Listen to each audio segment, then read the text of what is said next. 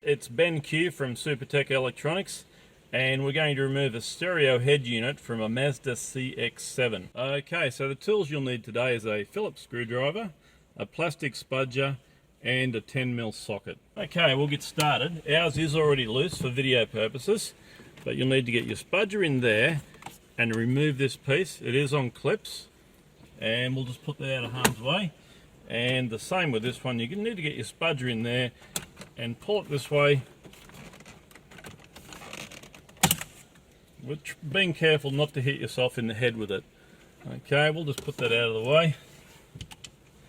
Now there are two screws, one there and one there. We've removed ours, and this whole plastic surround, this including the air vents, will come away, leaving the stereo head unit. Just support it as you pry it loose, so you're not putting pressure on any one point.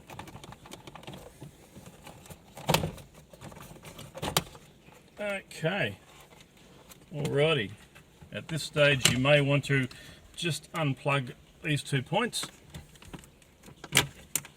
by pressing the middle pin. Now we can put that out of the way so that we don't damage it.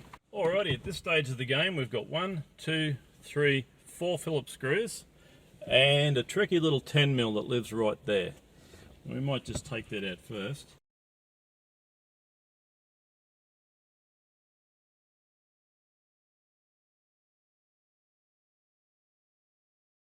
Okay, so this stereo should come out as a whole now. We'll be connected with some electrical sockets. We'll need to unplug those. Okay, so some of these cables are very short and tricky to get out.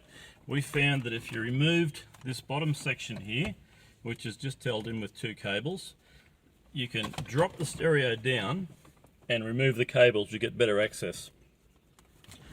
That unit is ready to send off to Supertech Electronics for repair.